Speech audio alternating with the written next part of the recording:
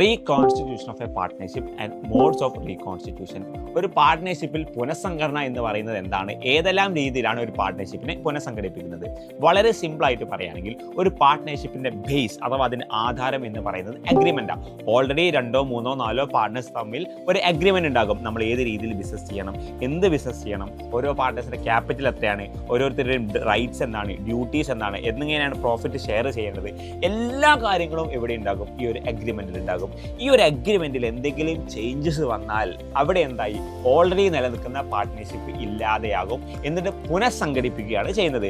എങ്ങനെയാണോ ഈ ഒരു പാർട്ട്ണർഷിപ്പിന് അഗ്രിമെന്റിൽ ചേഞ്ചസ് ഉണ്ടാക്കിയത്, ആ ചേഞ്ചസിനനുസരിച്ചുള്ള പുതിയൊരു പാർട്ട്ണർഷിപ്പാണ് എന്ത് ചെയ്യുന്നത്, അവിടെ രൂപം കൊള്ളുന്നത്. ഇത്തരത്തിൽ പാർട്ട്ണർഷിപ്പിൽ എന്തെങ്കിലും ചേഞ്ചസ് വരുന്നതാണ് പുനഃസംഘടന അല്ലെങ്കിൽ റീകോൺസ്റ്റിറ്റ്യൂഷൻ ഓഫ് പാർട്ട്ണർഷിപ്പ് എന്ന് പറയുന്നത്. ഇനി ഏതെല്ലാം രീതിയിലാണ് പുനഃസംഘടന അല്ലെങ്കിൽ റീകോൺസ്റ്റിറ്റ്യൂഷൻ സംഘടിപ്പിക്കുക എന്ന് നമുക്ക് നോക്കാം. ഒന്നാമത്തത് അഡ്മിഷൻ ഓഫ് എ പാർട്ട്ണർ. പുതുതായിട്ട് ഒരു പാർട്ട്ണർ പാർട്ട്ണർഷിപ്പ് ബിസിനസ്സിലേക്ക് കടന്നു വന്നാൽ അതിന് അഡ്മിഷൻ ഓഫ് പാർട്ട്ണർ എന്ന് പറയും. അതാണ് ഒന്നാമത്തെ രീതി. രണ്ടാമത്തത് റിട്ടയർമെന്റ് ഓഫ് എ പാർട്ട്ണർ. ഒരു പാർട്ട്ണർ അഡ്മിറ്റ് ചെയ്യുന്നത് പോലെ റിട്ടയർ ചെയ്തു. 3 പാർട്ട്നേഴ്സിന്റെ അതിൽ ഒരാൾ പറഞ്ഞു ഞാൻ എൻ്റെ ബിസിനസ്സിൽ ഇല്ല, അയാൾ റിട്ടയർ ചെയ്ത് പോകുന്നു. സോ ഇതാണ് റിട്ടയർമെന്റ് ഓഫ് എ പാർട്ട്ണർ.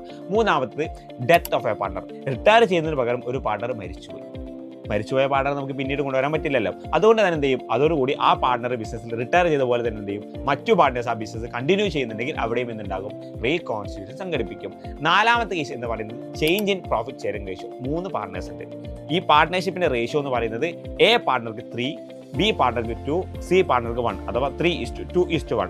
അവിടെ ഇവർ തീരുമാനിച്ചു ഇനി നമ്മുടെ പാർട്ട്ണർഷിപ്പിന്റെ പ്രോഫിറ്റ് ഷെയറിംഗ് ഈക്വൽ ആയിട്ട് മുന്നോട്ട് പോകണം. 3 പേർക്കും ഈക്വൽ പ്രോഫിറ്റ് ഷെയറിംഗ് റേഷ്യോ. എക്ക് 3, ബിക്ക് 2, സിക്ക് 1, അങ്ങനെയല്ല, എല്ലാവരും ഈക്വൽ ആയിട്ടാണ് ഇത് ഷെയർ ചെയ്യുക. അത്തരത്തിൽ ഒരു പാർട്ട്ണർ അഡ്മിറ്റ് ചെയ്യുകയോ ഒരാളെ റിട്ടയർ ചെയ്യുകയോ ഒന്നും ചെയ്യാതെ അവർ തമ്മിൽ തന്നെ ഒരു റീകോൺസ്റ്റിറ്റ്യൂഷൻ അഥവാ ഇന്റേണൽ റീകൺസ്ട്രക്ഷൻ നടക്കുന്നെങ്കിൽ അതാണ് എന്ത് പറയുന്നത്, change in profit sharing ratio എന്ന് പറയുന്നത്. ഇതാണ് നാലാമത്തെ കേസ്. ഇത്തരത്തിൽ പല രീതികളിലായിട്ട് പാർട്ട്ണർഷിപ്പിന് റീകോൺസ്റ്റിറ്റ്യൂഷൻ സംഭവിക്കും.